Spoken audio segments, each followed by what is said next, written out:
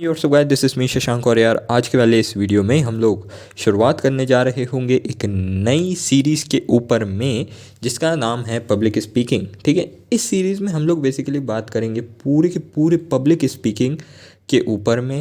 आपको किस किस प्रकार से पब्लिक स्पीकिंग करनी है या किस प्रकार से बॉडी लैंग्वेज होनी चाहिए आपकी, कैसी कैसी बातें आप लोगों से जाकर करें और कैसे आप उन्हें अपना प्रेमी बनाएं। प्रेमी बनाए, ये क्या बात हुई भैया। चलो ठीक है भाई, प्रेमी बनाए इन द सेंस आप उन्हें कैसे अट्रैक्ट करें। ओके, सो देखो, आज के वाले इस वीडियो में हम लोग सबसे पहले फंडामेंटल्स के ऊपर में बात करेंगे, जो कि हमारा पहला वीडियो होने वाला है इस सीरीज़ का। देन इसके बाद में हम लोग बॉडी लैंग्वेज के ऊपर में बात करेंगे और फिर जैसे जैसे वीडियोस आते जाएंगे आपको पता चलते जाएगा। तो चलिए शुरू करते हैं आज का वाला वीडियो। पब्लिक स्पीकिंग का lecture number 1, fundamentals of public speaking. Starting with point number 1। जब भी आप किसी मीटिंग में या किसी भी पर्टिकुलर इंसान से आप अगर मिलते हैं तो आप लोगों को अपने चेहरे पर एक हल्की सी मुस्कान रखनी है। ठीक है, ऐसा नहीं कि बहुत तेज चिल्ला रहे हैं, चीख रहे हैं, हंस रहे हैं, इतना ओवर रिएक्ट मत करिएगा। हल्की सी एक स्माइल रखिए, प्यारी सी।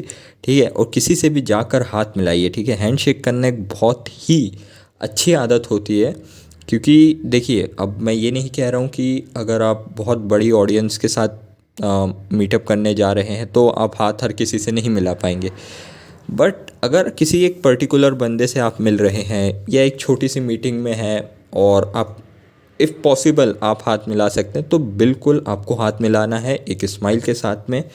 और दिन की मतलब आपकी मीटिंग की या आपके उस परफॉर्मेंस की आपको शुरुआत करनी है। ठीक है, नंबर 2, अगर आप जैसे किसी से भी मिल रहे हैं, ये स्पेशली किसी पर्टिकुलर बंदे से अगर आप मिल रहे हैं तो उसके लिए है कि आप लोगों को एक प्यारा सा सिंसियर ऑनेस्ट ईमानदारी के साथ में एक छोटा सा उसके बारे में एप्रिशिएशन कर दीजिएगा। ठीक है, ऐसा नहीं कि झूठ मूठ कुछ भी बोल दिए, थोड़ा सा अच्छा सा एक एप्रिशिएशन अगर आप उसे कर देंगे तो उस बंदे का आपके प्रति इंटरेस्ट बढ़ जाएगा, आपसे बात करने का उसका और मन करने लगेगा। अब मान लीजिए अगर कोई बंदा है जो कि लेट्स से उतना खास नहीं है दिखने में, आप उसके हेयर स्टाइल के बारे में चर्चा कर सकते कि वाह तुम्हारे हेयर स्टाइल कितने अच्छे हैं, तुम्हारे जूते कितने अच्छे हैं, तुम कितने अच्छे से ड्रेसअप होते हो, वाह। ऐसे करके छोटा सा एक अगर आप उसके लिए एक एप्रिशिएशन देंगे तो बेशक आपका काम हो जाएगा। ठीक है, तो बढ़ते हैं पॉइंट नंबर 3 की तरफ कि आप लोगों को किसी भी बंदे को क्रिटिसाइज़ नहीं करना है। ठीक है, आप लोगों को किसी को भी बुरा भला नहीं बोलना है। अगर आप जाते से ही बोल दिए कि अरे यार तुम्हारे जूते कितने गंदे हैं, या छोटी सी भी गलती आपको महंगी पड़ सकती है। ठीक है, क्योंकि मैं यहाँ बात कर रहा हूँ किसी हाई लेवल मीटिंग के बारे में, और अगर हाई लेवल नहीं भी है, आप अपने नॉर्मल नए दोस्त से भी मिलने जा रहे हैं तो ये काम करेगा, है ना। तो आपको किसी को भी डायरेक्ट क्रिटिसाइज़ नहीं करना है, उसके बारे में एकदम से जाते से ही कंप्लेंट नहीं करनी है। ठीक है, आपको थोड़ा वक्त देना है। ठीक है, थोड़ा सेटल होने का टाइम देना है, इसके बाद में भी नहीं करना है वैसे क्रिटिसाइज़। ठीक है, बट थोड़ा सा वक्त दो और अच्छे से अप्रिशिएट करो उस बंदे को। ठीक है, और है अपना कि यार आपको लोगों में जेन्युइनली इंटरेस्टेड बनना पड़ेगा।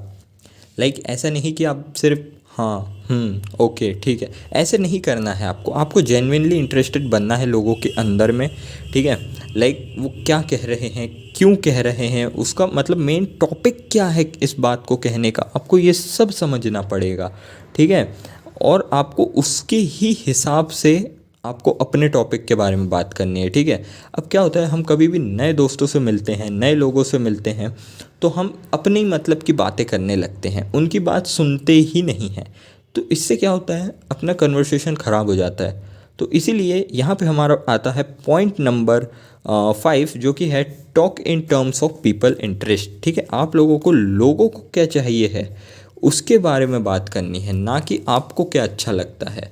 अगर हम किसी भी बड़े से बड़े मोटिवेशनल स्पीकर या पब्लिक स्पीकर के बारे में बात करें, वो बोलते हैं जो लोगों को सुनना पसंद है, लोगों को जिस चीज़ की ज़रूरत है वो बोलते हैं, ना कि वो जो उनको बोलने में अच्छा लगता है। ठीक है, तो वो बोलिए और वो सुनिए जो सामने वाला चाहता है, ठीक है, वो नहीं जो आप चाहते हैं, ठीक है। और जब आप ऐसा करेंगे तो आप उनको इम्पोर्टेंस दे रहे हैं, क्योंकि आप उनकी तरफ एक रिस्पेक्ट की तरह से आप उनको ट्रीट कर रहे हैं उस वक्त, तो आप एक उनको इम्पोर्टेंस दे रहे हैं, जिसके चलते वो आपसे और भी ज़्यादा अट्रैक्ट होंगे, ठीक है। तो पॉइंट नंबर 6 ये हो सकता है कि आपको उन्हें इम्पोर्टेंस देनी है, ओके, आपको उन्हें इम्पोर्टेंस देनी है। Then let's move to the 7th point, जो कि है आपको एक बेहतरीन लिसनर बनना होगा सबसे पहले, ठीक है। आपको वो क्या कह रहे हैं ये सुनना आना चाहिए, सबसे इम्पॉर्टेंट चीज़ है, ठीक है। आपको उनकी बात को सुनना आना चाहिए।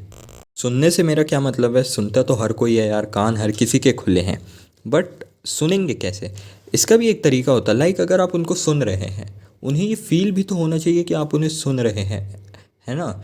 अगर आप दिखाएंगे ही नहीं कि आप उन्हें सुन रहे हैं तो पता कैसे चलेगा ऑब्वियसली, है ना।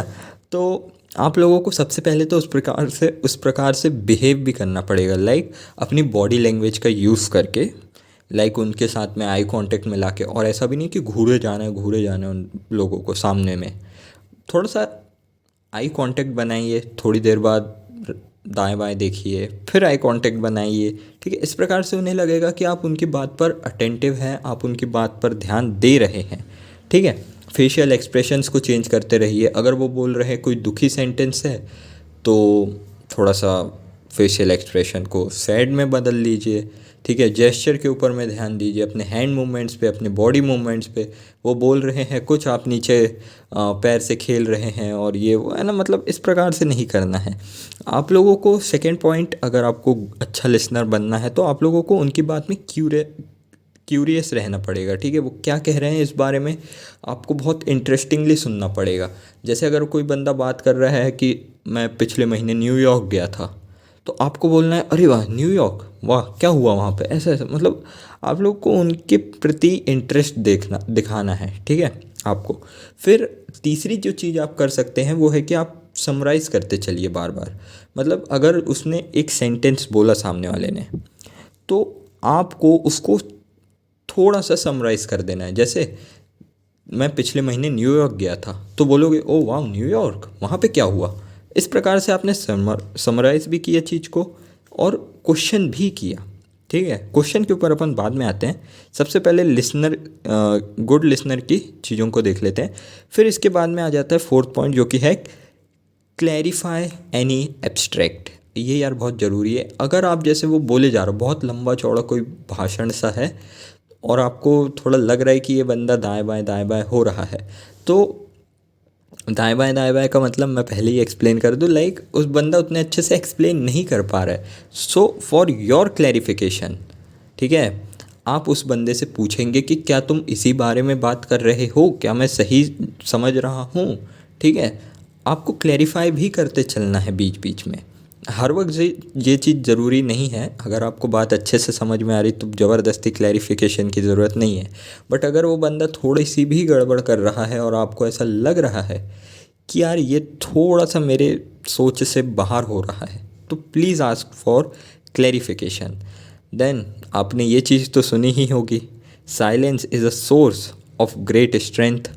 तो यार थोड़ी सी शांति, थोड़ा सा धीरज बनाए रखिए, सामने वाले को वक्त दीजिए अपनी बात को समझाने का, सुनिए उसकी बात को, ज़्यादा बोलिए मत, ठीक है। सो बढ़ते हैं पॉइंट नंबर 6 की तरफ, जो कि है आस्क इफ़ेक्टिव क्वेश्चंस होते हैं ना यार, ये एक प्रकार का फ्यूल होते हैं किसी भी कन्वर्सेशन में। अगर आप उनसे क्वेश्चंस पूछते रहेंगे ना, तो उनके अंदर आप ऐसा कि डीजल पेट्रोल भर रहे हो, आग बढ़ा रहे हो उनकी, ठीक है, बात करने के लिए। तो आपको उनको बीच बीच में क्वेश्चनिंग करते रहनी है, ठीक है। आपको उनसे क्वेश्चंस पूछते रहने हैं। क्वेश्चंस किस प्रकार के, जैसे अगर वो किसी भी प्रकार की बात कर रहे हैं, लाइक मैं लास्ट मंथ इतने इतने डॉलर अर्न किया या इतने इतने रुपीज़ अर्न किया, वाओ कैसे किए तुमने, मुझे भी बताओ, मुझे भी तुम्हारी मदद चाहिए। इस प्रकार से आप क्वेश्चंस को बढ़ा सकते हैं। क्वेश्चंस भी कई टाइप के होते हैं। अगर मैं पढ़ाने बैठ गया तो हिंदी ग्रामर, इंग्लिश ग्रामर मुझे पूरा पढ़ाना पड़ जाएगा, इसलिए आप खुद जा कर के सर्च कर लीजिएगा क्वेश्चंस के टाइप। तो point number 9, remember their name. ठीक है, आपने किसी से भी मुलाकात हुई आपकी, ठीक है, आप नए कॉलेज में गए, ठीक है, न्यूली एडमिशन लिया कॉलेज में आपने, मतलब तो आपने 10 लोगों से मुलाकात हुई दिन भर में। आपको कोशिश करनी है कि मैं 10 के 10 नाम याद रख सकूं, और अगले दिन जब आप उनसे मिलो और आप नाम लेके बुलाओ, हे वैभव कैसे हो, अरे वो बंदा एकदम मतलब पागल हो जाएगा कि अरे वाह इसको मेरा नाम याद है। और ये ना एक प्रकार से सामने वाले के नज़रिए में एक इम्पोर्टेंस जगाता है, समझ रहे हो, कि वो आपके लिए इम्पोर्टेंट है ना, ऐसा फील कराता है। तो आपको नाम याद रखना है, ठीक। Point number 10 and the last point, ठीक है, जो कि सबसे इम्पॉर्टेंट पॉइंट है, चूज़ योर वर्ड्स। आपको अपने शब्दों को खुद ही चुनना है, आपको कोई भी गलत शब्द नहीं बोलना है, कोई भी ऐसा शब्द नहीं बोलना है जो कि सामने वाले को हर्ट करे। को अपनी लैंग्वेज पर एक बैरियर लगा कर चलना है, ठीक है, ऐसा नहीं कि जो मुंह में। अब देखो, इसमें भी मैं एक चीज़ डालना चाहूँगा कि अगर वो आपके दोस्त हैं मान लो, ठीक है, आपके जान पहचान वाले हैं, आपके मतलब बहुत क्लोज़ रिलेटिव्स हैं, ठीक है, तो आप थोड़ा सा ऊपर नीचे कर सकते हो इसके साथ में भी। बट अगर वो कोई नया बंदा है और आप उससे आज ही मिल रहे हो, या कोई वो बड़ा अफसर है, या कोई भी आपका डीलर है, कुछ भी है वो प्रोफेशनली, तो आपको अपने शब्दों पर बहुत ज़्यादा काबू करना होगा, ठीक है। आप कुछ भी नहीं कह सकते वहाँ जा कर के, कोई भी एक गलत सेंटेंस ना आपकी इमेज ख़राब कर सकता है। इसलिए ये एक रिस्पॉन्सिबिलिटी है कि आप अपने वर्ड्स का सही तरीके से प्रयोग करें, ठीक है। तो चलिए आज के लिए इतना काफ़ी है, मिलते हैं अगले वीडियो में जो कि होने वाला है बॉडी लैंग्वेज के ऊपर में। सो मिलते हैं अगले वीडियो में, तब तक के लिए be happy, be safe and keep working. All the very best, thank you.